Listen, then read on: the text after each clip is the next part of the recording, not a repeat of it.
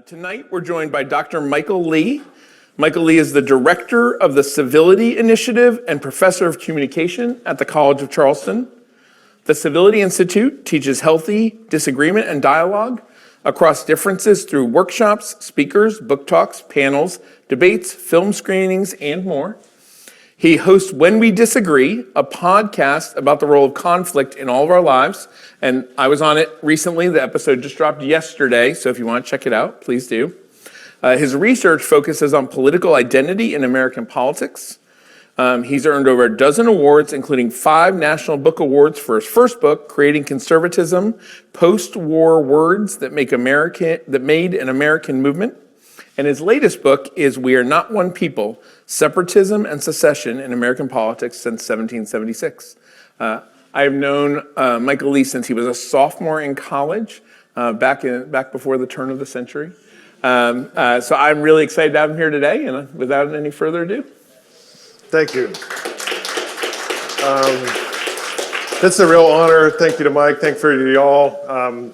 Just starting out, this has got to be the weirdest interrogation I've ever been a part of. And I was wondering if there were some more brighter lights that you could bring to make me feel more welcome. Also, when Freddie was here, who just walked out, Freddie made it even weirder to see a falcon in the back of the interrogation, of my public interrogation. In any case, as Mike said, I am Michael Lee. I direct the Civility Initiative at the College of Charleston. I begin with a bunch of questions. This is strange too, because I'm asking you to look over there while I look at you. And so we'll work through some slides and I'll triangulate with you. In any case, I always like to get people thinking about a few things as we start talking about the importance of civil discourse, of healthy dialogue and healthy debate. The first question is, I'd just like you to call to mind a time you were persuaded. Anything you were persuaded on. You changed your mind. What did you change your mind about? And the question is not necessarily the content, but the process. What was that persuasion process like? Was it you saw a single movie, read a single book, or did you have your mind changed in a relationship? And it took some time, and it took some more time, and it took some more time. The second one is I like to think about this as, it's obviously political work, but it's more than that. And so I like to integrate narrative and story into the work that we do. And so I like people to think about, what is your favorite story about an unlikely alliance? What's your favorite story about an unlikely pairing? Your favorite Tom and Jerry from when I was a kid, or a movie that I loved that I made my 12-year-old twins watch and they bawled and I felt kind of bad about it, called Milo and Otis, where a dog and a cat go on an adventure. So it could be something that simple, or it could be something a little bit more risque, but you sort of get the idea. The third question I want to ask as we open, and I previewed this in this morning's class with Mike Davis, so I'm asking him and his students to not let my trick out just yet, which is to think about how you feel when you're wrong. And I'm going to ask that non-rhetorically. Would somebody be brave enough to shout out how they feel when they're wrong? Well, not awesome. Not awesome. Love that answer. Not awesome. Some people also say bad. What are some other feelings that come to mind? Yeah. It feels almost gut-wrenching on. It's like everything that, in this one particular subject that you're wrong about, it's like everything that I knew and believed turned out to be wrong, so it's kind of like a punch in the gut. Wow. Yeah, world-altering, disillusioning. I love yours, gut-wrenching. That's great. It's very metaphorical. Please. Embarrassing. Yeah, some people feel shame. Some people feel guilt. Some people feel embarrassment. Some people feel humbling. Some people feel dumb. People feel stupid. Some people say that they feel better because they're learning something. But here's my trick, which is that these are the things that happen to you when you know you're wrong. Feeling wrong feels the same as feeling right. And all of us in here right now, especially me, are wrong about so much stuff, and you don't have the slightest idea. The slightest idea. And so then the follow-up is, well, how do you start to learn that you're wrong? And get more knowledge, correct your mistakes, feel more comfortable in yourself, except by talking to people that you don't already talk to, and perhaps people who you disagree with. And so that is the point of that small essay I gave you. That is the point of the entirety of the initiative that I'm working on, which is the Civility Initiative, where we promote, as Mike said, dialogue across difference and healthy disagreement. And we do that in a million ways. We're trying to throw the book at this thing. So I'll get a bunch of therapists together in a room and talk about healthy conflict and romantic relationships. I'll get a bunch of media literacy people to talk about how we can have more different information in our media diets. We'll get, of course, red state, blue state, polarization, political scientists together and talk about patterns in polarization over the past 100 years or so. We'll get demographers to come out and talk about the lack of conversations that's happening between American neighbors and more. So we do research talks on all of these sorts of things and bring audiences like you to the face of cutting edge research. We also do big signature events where we rent out big theaters and invite semi-famous people to come talk. So this is an example of an event that I held just a few months ago with Bakari Sellers, who's prominent on CNN, a former American politician, has a new book out that he was very much plugging, and Trey Gowdy, who is a podcast host and a morning talk show host on Fox News, a former representative in South Carolina, to talk about the possibilities of finding common ground in a divided world. And then we also produce media. So as Mike mentioned, and he was a wonderful guest on the show that I host, which is called When We Disagree, and it's 20 to 25 minute reflections on important, memorable disagreements in all of our lives, one story at a time. And the premise, the question I ask every guest that comes on is really simple and really straightforward, which is, what's a disagreement you can't get out of your head? And over about 110 episodes now, 2.5 seasons in, we've had 100 different stories. We've had everything from mom to MAGA and from dad to the Denver airport. And if you haven't been in an argument about the Denver airport, then watch out. Because I had no clue what that was about, and then I went down a rabbit hole, buddy. Woo. In any case, guests come on and they narrate these, and I thought the show, when I started the show, I thought the show would be about litigation. Like we would be going back through the transcripts of a trial. These people would have memories that were steel traps of these life-defining conflicts. But what they remember is how it made them feel, right? They remember what they said to an extent, but they remember how they felt about what they said, how they felt about the topic, how they felt about the person, how they felt about the relationship, and most importantly, how it stuck with them. In some cases over weeks, in some cases over years, and in several cases over decades. So that is very much the public-facing arm, wrong button. That is the public-facing arm of the Civility Initiative, which is these kinds of events and these kinds of media production. But I think if we're trying to achieve a kind of cultural change around the ability to have better, difficult conversations, to disagree better, it can't just be this event. It has to be capacity building, it has to be high involvement, it has to be skill building and repeated, it has to be high impact in a way. So it feels ironic at an event devoted to this to say events are not enough, but here we are. So events are not enough. We have to build cultural change around the people who have contact with students and contact with the public at large. So to that end, we have 4 pilot programs that we have launched this year. The first one is a dialogue debate faculty fellowship, where it turns out faculty are not trained, and in many cases they're not interested in having divisive discussions in their classes. And so we incentivize them to do so. They spend a workshop time with me talking about different tips and tricks about how to redesign your assignment around when did human beings cross the Bering Land Bridge, and the debate and disagreement around that very archaeological question, or whatever the case may be. And so we have folks from math to Jewish studies to archaeology to statistics to biology to communication, history, political science, and more in that. The second one is a student fellowship where students spend a semester with me talking about healthy debate and healthy dialogue, and then a semester doing it. So they do peer-to-peer programming, they do common ground finding events, they host events called Disagree with a Professor, where the 5 professors will come in the room, we'll serve pizza. Each professor has 3 hot takes, like if you like pineapple on a pizza, you're a deeply broken individual, all the way to life has no meaning, or whatever they want to defend. And 3 hot takes that are meant to be engaging, and then students can get some pizza and then kind of speed debate professors. So they'll go to Professor Davis's table, and he's got some stuff about the Denver airport that they'll hear, and then they'll go over to this table, and they'll hear my stuff about politics, and they'll go to your table and hear how banana's not a real fruit, or whatever you want to say. And on and on. In other words, to humanize and to normalize the process of disagreement as a learning activity. The third one is an immersive debate dialogue fellowship for staff. The co-curriculum through student affairs is as powerful, if not more powerful, in shaping young minds and giving experiences to college students than what happens in class. And so it has to have an impact on student government, has to have an impact on our tour guides, has to have an impact on conflict de-escalation skills amongst RAs, and so forth. And then finally, as of next year, every incoming freshman at the College of Charleston will take a at-scale conflict de-escalation and empathy finding training that is done over the course of 3.5 hours, and would be done in their FYE program. So that's like 3,000-ish students. So 4 things, right? We saturate the curriculum, we saturate the co-curriculum, we have peer-to-peer models, so it's not people like me and me just telling people to eat their broccoli over and over and over again. Right? It can come from a better model, frankly.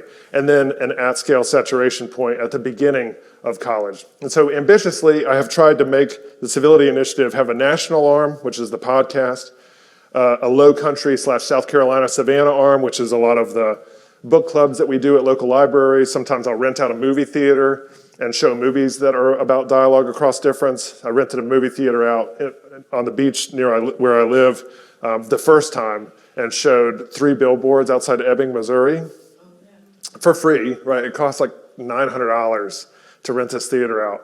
And I was giving it away for free. And I got 4 people to show up. And so sometimes it's just like, keep chopping wood, find your audience. And so the way that I pitch this, because I'm very reticent about saying that this is a political endeavor, because when I say this to folks, I'm talking about finding common ground, the first thing that comes to mind for many people is red state, blue state, the election, who's the president. And it's so much more than that. So I'm reframing it completely to say the work that we're doing is nervous system work. And so I think that I obviously have a nervous system, and you do too. I think that individual relationships, a marriage, a roommate, has a nervous system, a collective kind of regulation that exists between us. I think this room does too. All of our relationships too, and arguably our nation as well. Some are metaphorical, some are literally physical.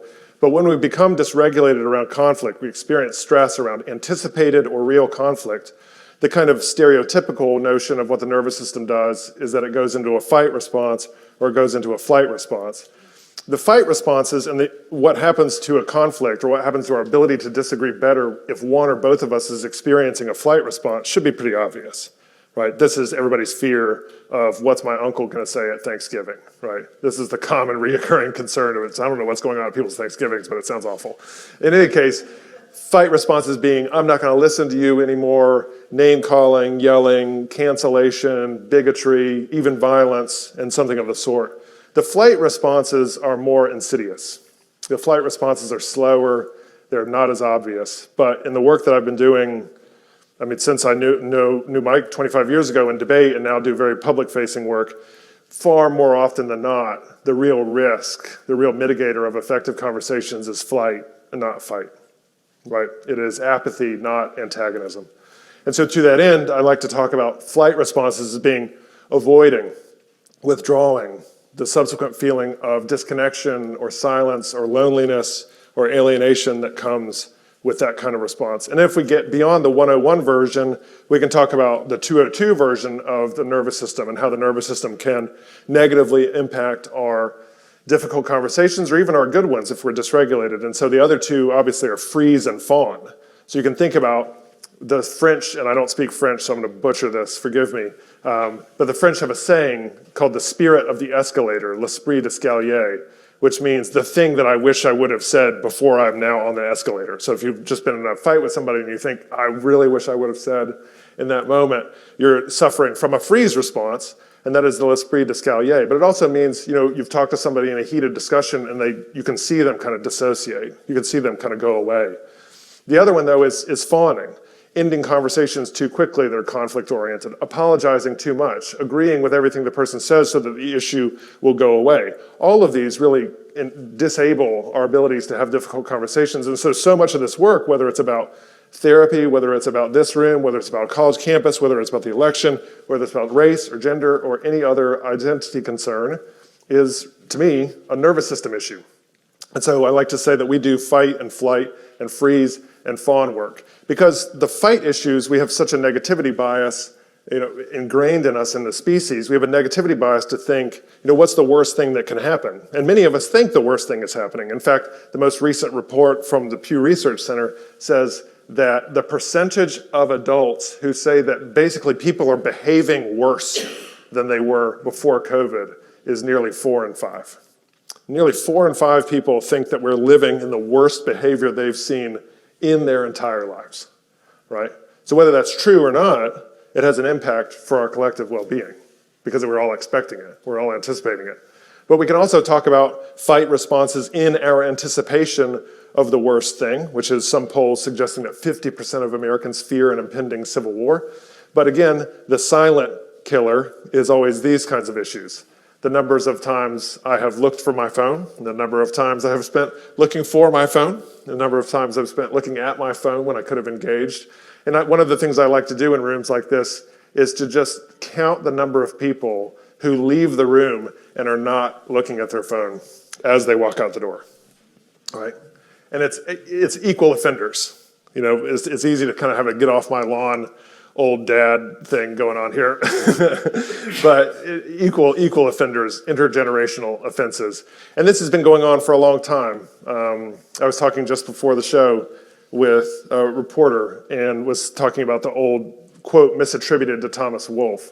Like, how did you go broke? Well, slowly at first, but then all at once. The same is true with our disconnection. It's then all at once we feel now in a social media era and a post-COVID era and on and on and on we go. But we have data from the late 50s talking about how Americans' social networks are shrinking. And of course, Bowling Alone, the famous book by Robert Putnam, the article is written in the late 90s. The book came out in 2000. So we're not talking about Zuckerberg. We're not talking about Steve Jobs. We're not talking about algorithms of anger radicalizing us on YouTube. We're talking about Americans have been withdrawing from one another for quite some time. So my model for campus change or cultural change is this, and it looks like Mickey Mouse because it is Mickey Mouse.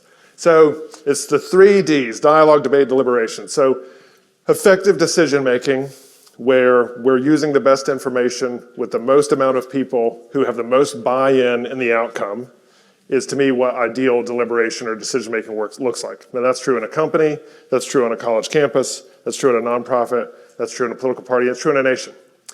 But the threats to that are two, they're twin. So on the one hand, if we don't know what's real, then how can we make a good decision? So in other words, information overload or discriminating against good information and bad information is a really necessary skill. And the best way that we have to do that is to have a healthy debate about it, to figure out what we can say reasonably is probably true given our ignorances on this topic. All right, debate is the best thing we got. It's the sharpest tool we got, provided it sustains connection. But debate in a low trust environment is potentially lethal. You don't trust each other enough to have the bandwidth in order to have that conversation. And so that's where dialogue comes in. So dialogue addresses the other twin problem that affects deliberation, which is lack of trust, which is polarization. And so if we can humanize disagreement, if we can let go of winning for a moment, if we can just embrace the idea that my only purpose here is to figure out how you got from point A to point B and have some compassionate curiosity about it, perhaps we can sustain relationships in order to then build the strength to have the tough debates that then lead to better decision-making. So 2 threats, information overload, the flat earth problem, and lack of trust and polarization and distancing from another. I think we need both. It's not one or the other. It's both simultaneously. And for those of you who have ever been married, I think this will show up well for you. But the couples therapist, Esther Perel, has a great line that I steal, which is, do you want to be right or do you want to be married? And anybody who's been in a sibling relationship, any close relationship, it applies. It's not just marriages, obviously. Right? There's times when you got to let go. There's times when you really got to see a case that you just fundamentally disagree with in order to save the relationship. But then there are also times when we have to make decisions. We have to figure out whether the earth is round or flat and then go from there based on the best available evidence. And so it's great to start with dialogue and humanizing disagreement and humanizing the process of us trying to come together. And it's not the greatest place to stop if we want to have better decisions in our lives. And so to that end, I say this work spans everything. This is a legal issue, this is a media issue, this is an interpersonal therapeutic issue, this is a campus issue, and obviously this is a political issue, but the spaces that I find the most interested in this material when I do talks like this are educators, especially K through 12, and business people, fascinatingly, right? But it is sadly a growth industry because the country's in a tough spot. So as a college professor, I'm required to have everybody give a thesis or a bottom line in anything I write, and so this is mine, which is that engagement across difference, which I include as debate and I include as dialogue, can be moderating, and I'm going to pause on that word for just a second. Moderating, help us make better decisions and create social cohesion. Sometimes when people hear me say that, they think that I mean it's promoting moderate politics or that it requires people to kind of meet in the middle and split the difference between them. That's not at all what I'm saying. It moderates us in two ways, and I'll show some evidence to this effect. It moderates us to the extent to which we feel like we woke up in the morning and drank a big glass of goodness and a big glass of perfection, and it moderates the extent to which I think you woke up and drank a big glass of evil and intend me harm. In other words, it diminishes my own righteousness that I've got it all figured out, and it enhances my own compassion towards you and seeing the world a little bit differently. I'll pause there. Thank y'all for listening to this. So you spend a lot of time creating opportunities for people to have, for lack of a better word, conflict, right? It's interaction that is necessarily, you need sides, right? You need people who disagree. So you obviously think it's productive, right? The moderating piece. Why do you think we're so afraid of conflict, right? And there's some people who love it, right? There's some people who seek it out. That's also not what you're looking for. But the people who probably can benefit from conflict often avoid it. I mean, I would go back to, one, I think it's situational. I think different people have different relationships. So I'll give myself as an example. I'm somebody who really enjoys a healthy conflict in a professional setting. In this setting, for instance, a healthy conflict with a car mechanic even. I don't shy away from that stuff. But if it's a conflict at home around a family issue, I freeze. I just go catatonic, and I have to really be mindful of what's going on internally for me. And so one of the things we work on is depolarizing within. What do we say to one another to depolarize, to take the temperature down, to express curiosity? But what am I doing mindfully within myself to sense where my dysregulation is showing up? Is the blood running to my hands? Is the blood running to my heart? Am I getting tunnel visioned? And am I seeing only peripheral and I can't focus on anything in front of me? So this is just a long way to say that I think people fear it because it makes them feel stress. And one of the things I think that we've done as a culture is that we have really conflated stress and distress. And what I mean by that is I was on a college campus doing a talk, kind of like this one, about 6 months ago. And I was walking past their Student Success Center. And the Student Success Center, so many S's, said, outside of it, it said, hey, students, come in and de-stress for success. And I thought, that's exactly backwards. Exactly backwards. Like, why did you come to college? You came to college for stress, a controlled stress. You go to the gym for a controlled stress. You go to study abroad for a controlled stress. You go to new places. You learn new languages. These are all stressful kinds of things. Lifting weights stresses your body, so does running.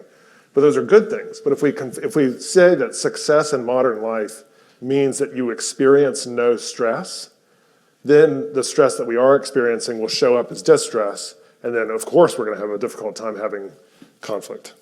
That's great. Thanks. So you've been doing this work for about 3 years, is that right? Yeah, I mean, to some extent, you and I really, when I met you when I was 20 and you were 74, you were aging well, by the way. You were 26, maybe, 25? Yeah.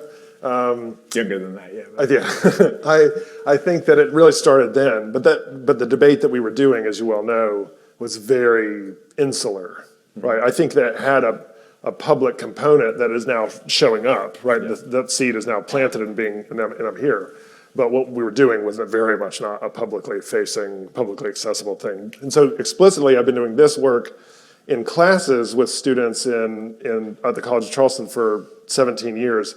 But as director or founder of this organization for 3 years. Yeah. And there's lots, you showed the rudeness survey up there, but there's lots of surveys like that say people have never felt more divided. Yeah. People have never felt more like their neighbors are out to get them, or, all of these different things. Yeah.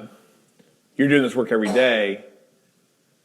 How do you stay optimistic about this process when it seems like, even if it's not true, right? Because I think there's lots of arguments that we've had times in our country where we're more divisive. Yeah. It's just not highlighted by social media and by 24-hour news networks.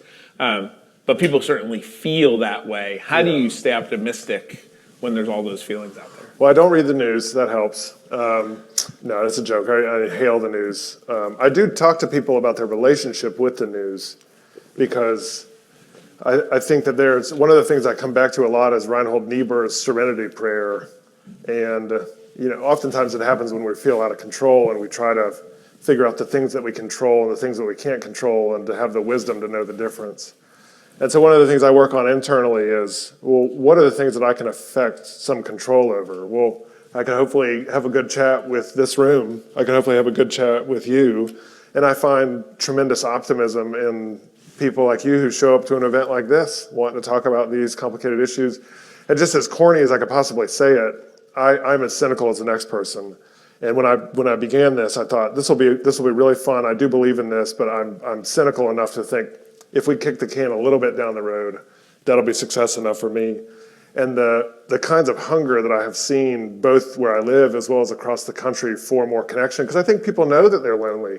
I think people know that there's a difficulty between them if there's a relationship and they can't talk about this, that, or this, and they're left with the weather and the Mets, right? And they want more. And I see it in all generations that they want more and they don't feel like they're empowered to do it or have the skill set to do it. And so, honestly, it doesn't come from within. Other people give me optimism. And that is the real irony, is that both of those things are true simultaneously. We are terribly afraid of connecting, and we are desperate for connection, and those are both true at the same time. I love that.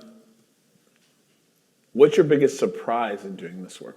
And that might be an extension of what you were just saying, or it might be something different, but... God, that's a good one. I think that I have been really surprised by the strange bedfellows that this movement can create. And so when I speak before conservative audiences, I get the same questions. When I speak before liberal audiences, I get the same questions. When I speak before people who are opposed in some way to what I'm doing, I get the same questions. And when I speak to people who already agree with me, they have the same fears and concerns and they articulate the same questions. So there's probably 10 questions I get over and over again. And so I hope, pretty good answers to them. But the bedfellows from left, right, and center, I think a lot of people think that there's a left v. right war or an identitarian war of different demographics against each other. And to me, I think that there is a war between people who want a war and people who don't want a war. And there is what I would call if you're into small L liberalism, the sense of like the free marketplace of ideas or some close approximation to that, and you're pushing for that, your enemies are not left and right. Your enemies are those who want to shut that down. They're illiberal. Or to some extent, one of the things that I'm discovering too is that a-liberalism is as big of a threat, is more fear-inspiring to me than illiberalism. The illiberals are mostly obvious. The a-liberals, and by a-liberal I mean folks who don't really care. It's like, is free speech under attack? Are people able to have difficult conversations? Like, whatever, I'll be at the beach. It doesn't really affect me. And that is a place from that apathy that I try to get to as much as possible. So I would say that the strange bedfellows, the possibility of a multi-demographic, multi-generational coalition of people all dedicated to the same thing has been both inspiring and surprising. So you and I talked about this a little bit right before we started.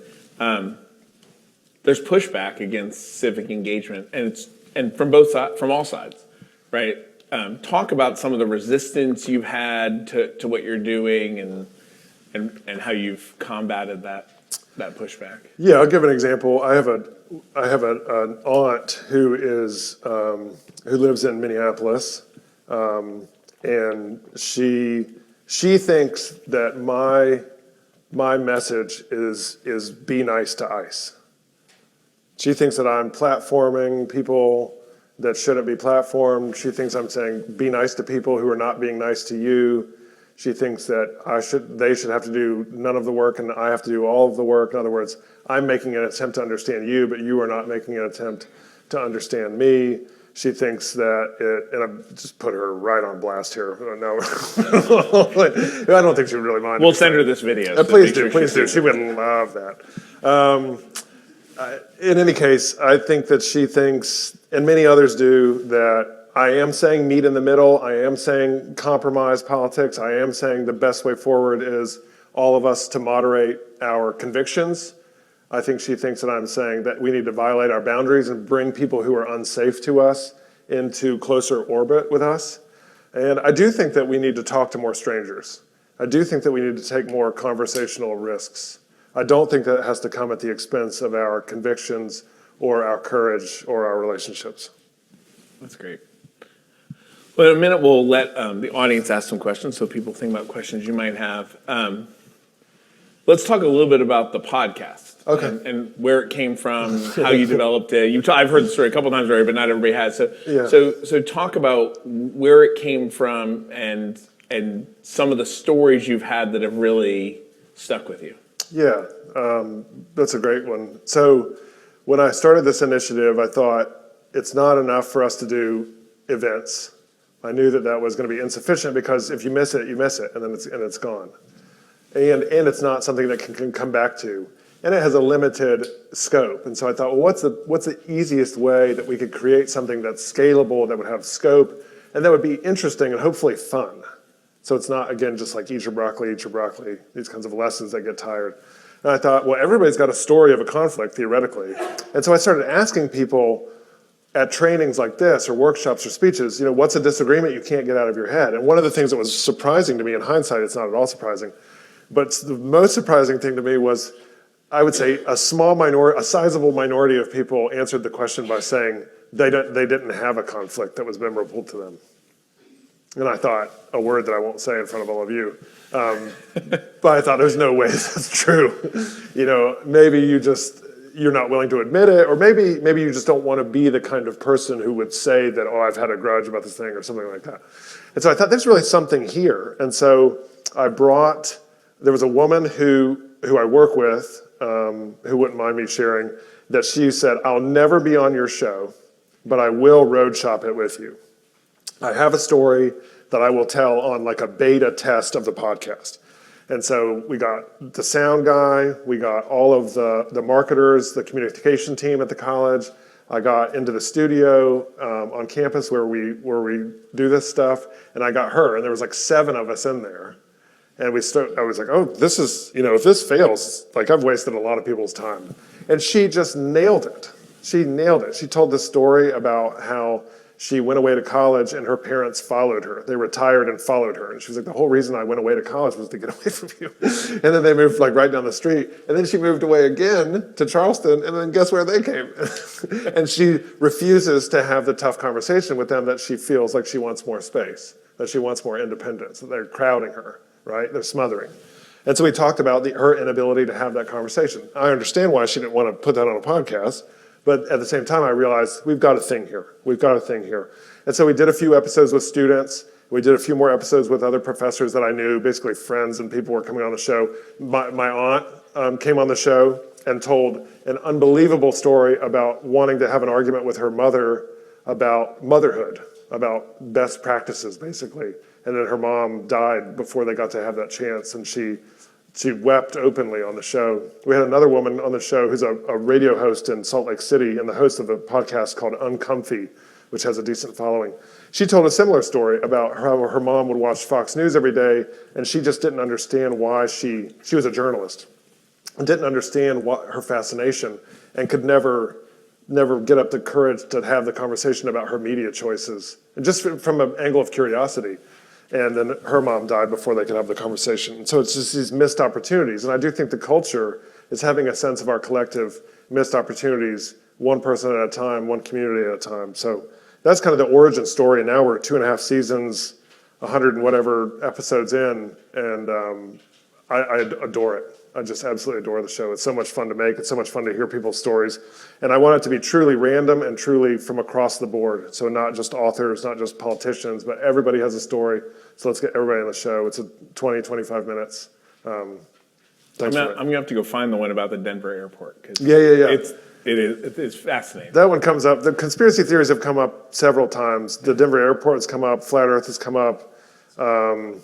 Bohemian Grove has come up. Arguing with conspiracy theorists, like how do we save a relationship? So that's the pitch of most of these. It's not like what's really going on at the Denver airport, but like how are we going to continue to relate after all you can talk to me about is the Denver airport? Like I feel like we're always just talking about the Denver airport. Yeah, that's the thing.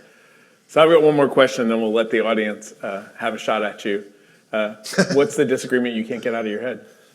I'll never share it. And I'm also not the type of person who would have a disagreement. No, I'm just kidding. I've been asked that a few times, and I can't, let me give a couple answers quickly. So one is the show was created because I thought to myself the same question. And I've told this story on the show, which was I was in an airport 25 years ago. It was super early. I hadn't had coffee, a bunch of excuses. A guy was trying to help me change my flight, like airline worker, and then ended up canceling my first flight and just sort of nonchalantly was like, sorry, I had to cancel your first flight to rebook the second flight, and then just moved on. And I was like, so I've got no flight? And he was like, yeah, for now. And so I was mad, but I really came at him. You know, my anger levels were asymmetric with what had just happened.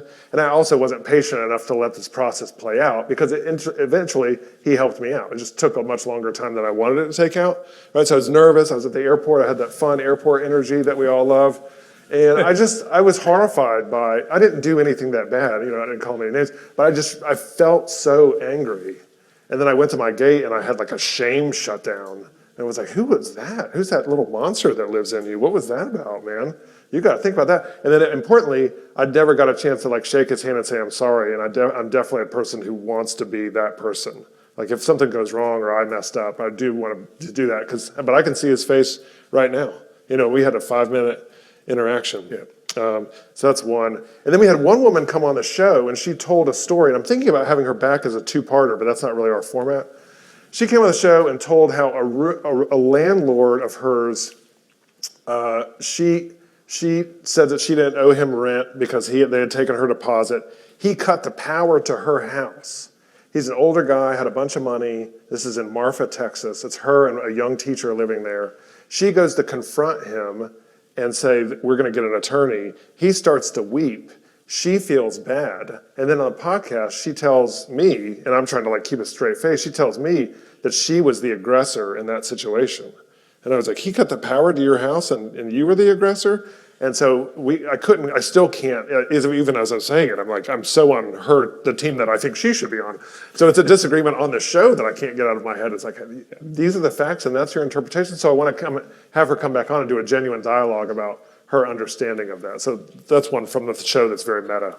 It was a lot of pressure to try and think of one that was meaningful enough to talk about, right? Like I've had lots of disagreements that I think about often, but that wouldn't make for a good story, wouldn't be a 20 to 25 minute podcast. So it was hard to actually think of those examples. Yeah, what has legs enough to be able to tell and what you're willing to tell. Because I'm sure you have some where somebody tells a story and you say, oh, I guess that's really stretched us to get to 25 minutes. I mean, sometimes we have to really get the juicer out. But usually if I back up, you know, sometimes we do trainings with students about how to ask better questions, right? How to really get to know somebody through the art of asking better questions.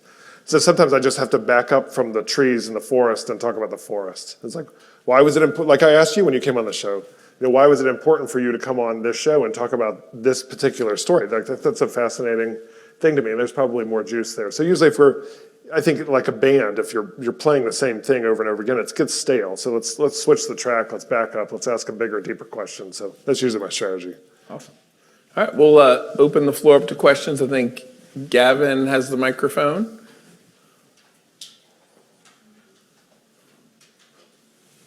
This is like two-pronged, it's a little complex. So you were talking about your aunt and how, you know, she didn't have the opportunity to have the discussion with those people. I ran into that problems too with my grandparents. And I think, you know, coming from a national security background, it's hard for me not to see like the you know, non-state, like the outside actors that are influencing news sources. You talk like PRC, Russia.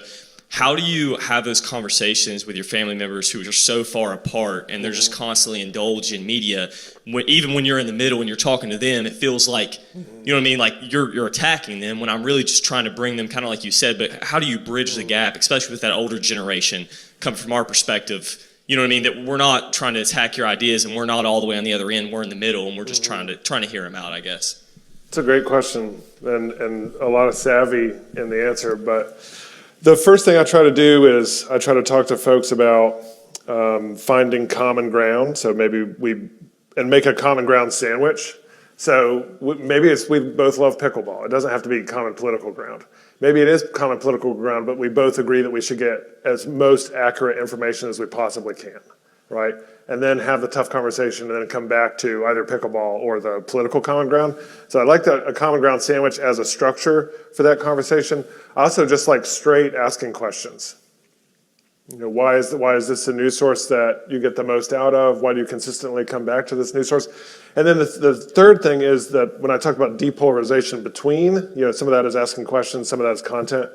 It's also depolarizing within. So sometimes I think that I'm being interrogative and curious, but my face is suspicious. You're right. Sometimes I think I'm being interrogative and curious, but I'm like baring my teeth in a way that looks aggressive. Sometimes I'm trying to be interrogative and curious, but the condescension is dripping, right? And so it's one thing to have the words, and another thing to genuinely believe. Like I really want to know what you're getting out of this. The final one is I just try to humanize it in a way to say this is a process, not an event. What am I going to do to manage this relationship now, even if this conversation goes south? And so maybe it's tomorrow, maybe it's the next day. So maybe I'm setting you up for a bigger conversation about your media sources. And then finally, I get this question, not the question you asked is very specific and astute, but a version of this question I do a lot, which is, so for example, I gave a speech at a PR conference, all right? So I thought we were gonna talk about like marketing in a polarized age, the Bud Light issue, the Cracker Barrel issue, like brands have become sucked into this polarization vortex and are really struggling to figure out what to say, if anything. So they're experiencing a kind of like corporate freeze, right? Because they don't know which end is up. So I think that that's what we're gonna talk about. And the only people that talked to me afterwards were 10 people who had lost their grandparents to a conspiracy theory. And they wanted to talk to them about their media sources. And I said what I tell you, which is, I always say work from the goal you have in the relationship and work your way backwards. Because as much as I think we need to talk more about difficult conversations and talk to more people, more strangers, I do think that there are limits, right? Not everything can be cured, even with good faith. And so if saving this relationship means not having that discussion because you've tried, not because you just fear it, but because you've tried, then sometimes that's okay.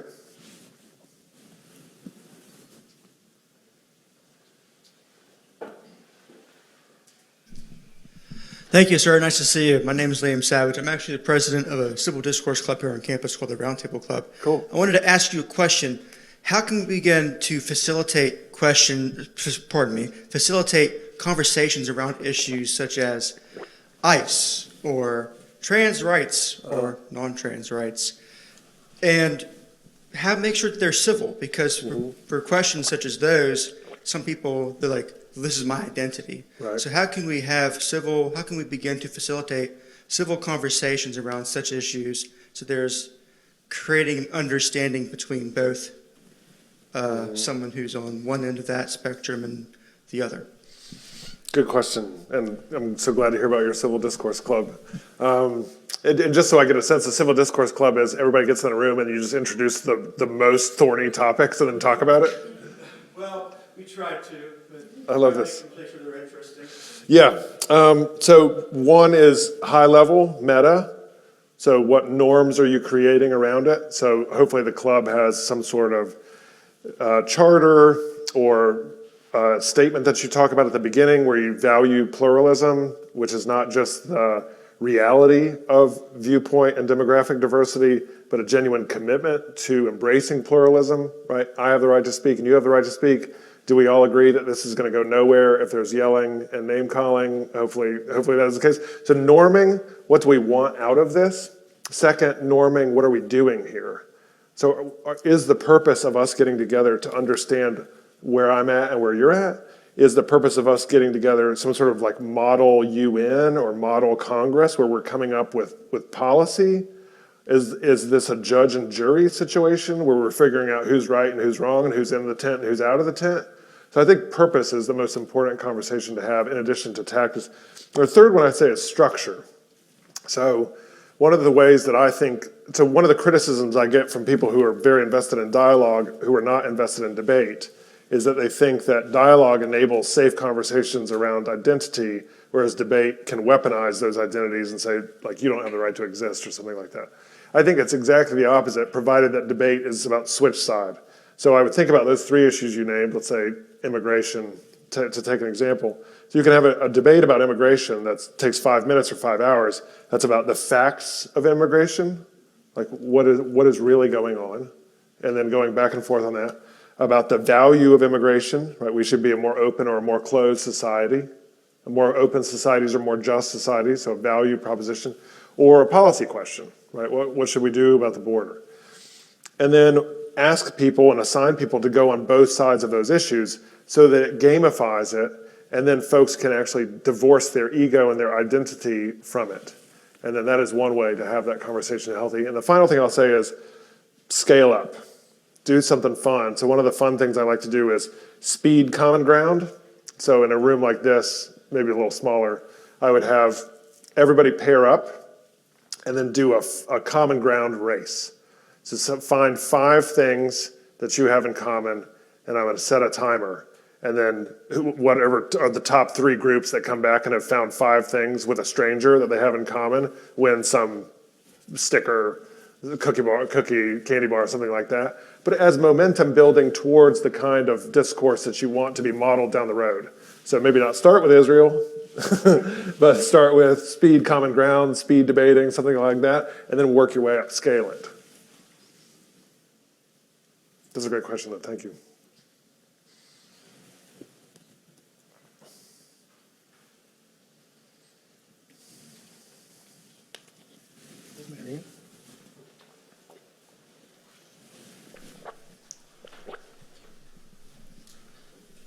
Good evening. So we're right now entering a time where people are scared to have this civil discourse due to recent events.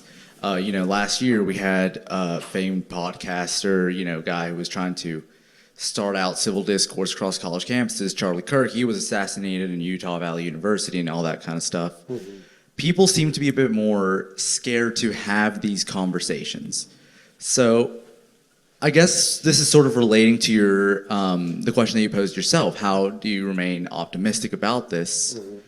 But I don't want to ask specifically about people having civil conversations right now.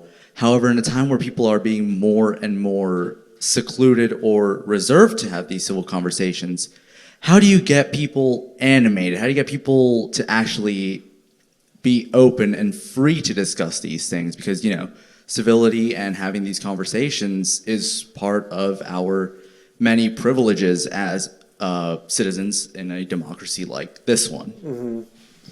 It's a great question, and I hope it's not a flippant answer to it, because I do mean it sincerely, which is, I think there's a few mechanisms that you can use to motivate, and 2 of them are really negative and, frankly, to me, not all that inspiring, at least in the immediacy. The one is that we have to do our duty as democratic citizens to have these kinds of conversations. So it's for the greater health of the polity. But, I didn't get up this morning and the first thing I thought was like, what can I do today for the greater health of the polity? Like, what's going to bring me the most immediate dopamine rush is the greater health of the polity. So it's sort of a hard slogan. The second one is, if we don't do this, it's going to be awful, right? So we need to stave off worse and worse and worse consequences of distancing and seclusion by having these. So that's the kind of like eat your broccoli vegetable argument. Again, a necessary one, I think a true one, and hard to get motivated because it doesn't give us much dopamine. But make it fun. Try to find ways to make it fun. Try to find ways to make it novel. Try to find ways to make it surprising, and surprising in a good way. Right? Surprising that maybe it didn't go as bad as you thought it would go, or surprising that it went well, or surprising that you learned something new, or surprising that you made a friend. And so that's the thing that I really try to do, is I talk a lot about trying to make these kinds of things as fun as they possibly can. So one of the things we have put together is a Unlikely Alliances speaker series, where I bring 2 people together you would not think would have anything in common, and they tell these preposterous stories of their connection to hopefully build some curiosity and interest that if they can do it, we can all do it, right? And so one of them was a story of a woman who, in Charleston, Charleston was at the epicenter of the international enslavement business, and there was a woman who is a donor to my organization named Margaret. And Margaret was in my library, in the College of Charleston library during COVID, and had been told a story that her ancestors had come to Charleston after the Civil War. So they had nothing to do with the nasty business.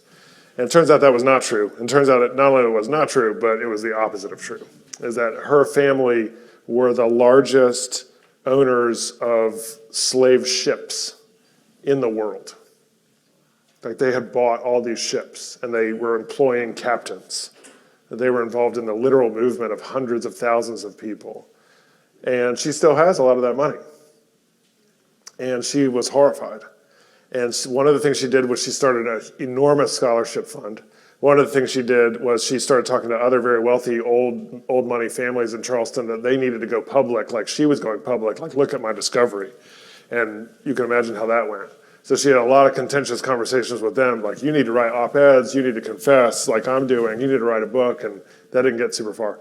But the third thing she did was she started calling, she had the records of people that they had owned, that they had enslaved. And so she had linked their last names when they got to Charleston to present day South Carolinians and started cold calling them. So she cold calls, like the 300th cold call she makes to the McLeod family. And there's a very big plantation near where I live called McLeod. So the McLeod family, this black woman named Mia answers the phone at a mortuary in Manning, South Carolina. Turns out Mia McLeod is a major South Carolina politician. She was running for the governor of South Carolina at that very time, and her dad was sick at the morgue, and she was just answering the phones to help him out so he could take a nap.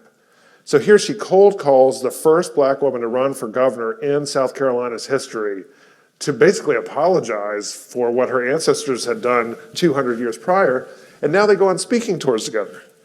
Now they wrote a book together. It's the most preposterous, strange, beautiful, bizarre, wonderful connection. And what it is like she started it because she felt she had this duty, a duty to history, a duty to humanity. And in the end, she just got a best friend, and it's fun, and they love each other. And so those are the types of stories that I want to feature when I'm trying to do the inspiration and the things that inspire me. And so thank you for the question.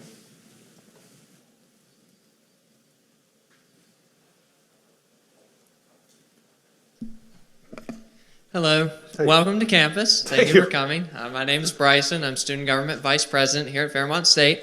I'm a little nervous to ask this question because it may reflect how well I was paying attention, but I have a point with this. I promise. I was locked in, but on a serious note here. So I think you'll like this question though, in all seriousness. So civil discourse and the conversation, sometimes it's framed for people who maybe are not very familiar with these environments. But somebody like me and others in this room, we're in student leadership or in some sort of professional environment where civil discourse is actually rather common. So my question is, how do we stay sharp? How do we keep from being complacent? I'll just say, 8 out of 10 times I'm pretty good on the civil discourse, but I mess up. For instance, Tuesday, I messed up. I got a little bit, heated in a conversation in committee meetings of politics. But seriously, I messed up. And so it's like, how can, people like me, how can we stay sharp? How can we learn from those moments? Because we don't want to make those mistakes. We want to, be the ideal civil discourse expert. Can I ask you a quick follow-up about your mess up? Sure. Can you briefly describe the mess up? You said you got hot or emotional. How did that show up for you? Wait, how did it show up for me? Yeah. Like, we were debating, trying to think how I want to say this without getting into it. We were debating ideologies, Okay. our perspective on something related. I could probably get a little more specific, but I'm just trying to be careful. Where I was going with that is it sounded like you were saying 8 out of 10 times, and I was like, those are Hall of Fame numbers. Let's not hold ourselves to 10 out of 10. I mean, that's inhuman, But if the two you're talking about, if that 20% is just you becoming emotional about something you believe in, one of the things that I also think is true is that we have to one of the questions I get on a lot is, and it usually comes from men, interestingly, is how do we take emotion out of disagreement? Like, we shouldn't. We shouldn't take emotion out of disagreement. We should be able to sit with our emotions more effectively and sit with the emotions of others more effectively. I'm not saying that we should tolerate abuse. I'm not saying we should tolerate distress. I'm not saying we should tolerate name calling. But if you're hot about something you agree with and you can sit with it and the other person can sit with it, that can be relationship enabling as opposed to relationship devastating. So that's why I asked the follow-up question. But your broader point was about how can we stay locked in, which is Yes. the irony of you're locked in, right? And I do think that being inspired, consistently having fun, and then finding new and interesting outlets to take the work to, right? So some of us are staying in a lane, in a student government lane, in a church lane, for instance. I know lots of people who are doing interfaith work. There's a lot of great work in the interfaith work. Some people are doing it with musical traditions. So getting different faith communities to play their faith traditions in music as a kind of cosmic dialogue between different belief systems, right? As an event that showcases, it's not about the talking, it's about the doing, it's about the showcasing. So finding new and interesting ways to communicate the same idea for me is the way to do it, right? Because I think we all have different stories to tell, we all have different skills in this capacity. And it's one thing to just do this and talk about it, and another thing to actually kind of do it. And I think you're trying to find ways to do it too, so I appreciate that about you. Thanks for taking the risk. Yeah, no problem. Hopefully you got some humor out of that. Yeah, 'Cause it was serious. I did.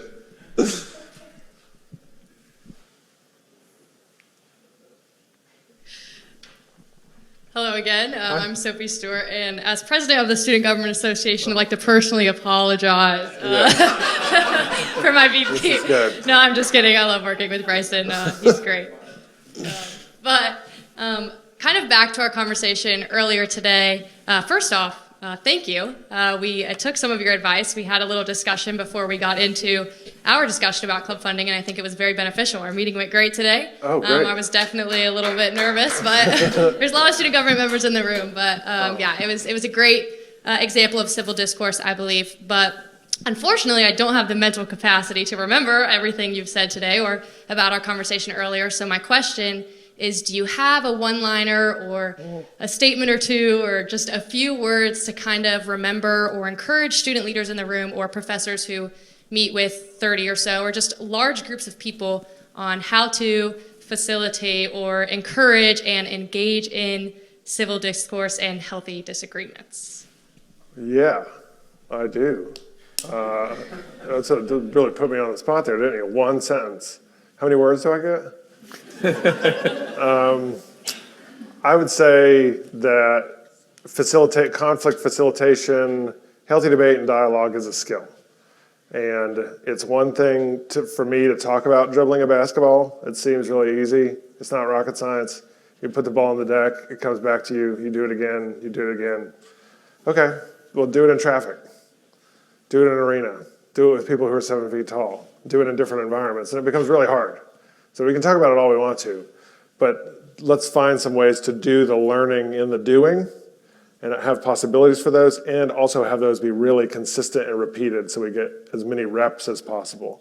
So I think that it's really important to find events like this and get inspired, get ideas, collect the collective wisdom of a room together, but then there has to be capacity building at scale. That was like way more than one sentence, but it's a skill building activity, so it needs to be nurtured. Thank you. You're welcome. I'll ask the last question, and it sort of builds off what you were saying there at the very end. Thinking of like capacity building. If you had a magic wand Yeah. and could say every college campus should do X to move this forward, what's the X there? I mean, I would scale that model up that I showed you. So a massive investment in faculty debate, dialogue, pedagogy. Oh, I lost my thing. I wanted to show one thing, but I lost the clicker. So we have some evidence. We had 11 faculty in 20 classes use debate, dialogue, pedagogy to teach information that they had previously lectured about or previously tested about or previously had readings about. In math, in Jewish studies, in everything. And the data that came back is just nuclear. I mean, it is, I couldn't have written it better myself. Students are talking about how mind expanding it was. They use the word depth, they use the word openness, they use the word earth shattering to describe what it was like to encounter information through the lens of like a controlled antagonism, through pluralism as opposed to singularity. So a faculty investment in debate dialogue pedagogy, a staff investment in the same thing, debate dialogue programming, a student peer-to-peer arm that was massive on campus that was doing low, medium, and high stakes engagements, kind of like your club en masse. What are we doing at the very beginning of orientation to encourage this? So what are the first ways in which we're encountering students to do the norm setting that I've talked to you all about? How are we setting that norm in orientation, that this is a space to be, as Van Jones likes to talk about, physically safe and intellectually unsafe? And then what are we doing in the general education curriculum to strengthen students' exposure to arguments, evidence, and interpretations of evidence, regardless of the subject? And then leadership has to be bought into. So if I could snap my fingers and have every college do that, those capacity building programs, so there's a real vanguard movement saturating the curriculum, saturating the co-curriculum, peer-to-peer examples, and a kind of immersion at orientation and an immersion in the general education curriculum, plus you, I don't know, that seems like a pretty decent model. I'll let the president know about that. You should. Give him a memo, tell him I said hi. All right, so thank you for joining us. Thank Nobody you. goes home empty-handed, so you get a more gifts. a bag of Fairmont State swag. This is really heavy. Yeah. There's a cutting board and a bunch of rocks in there. Or something. So we appreciate everybody being here. The conversation can continue in the reception on the hall with some free food and drink. And then on April 7th, hopefully we'll see all of you again for our Artist in Residence in Ecodum. So Michael Lee, thank you very much. Thanks for this, man. This was really fun. Thank you. That was great. You did really well there. That was fun. Thank you all. That was awesome.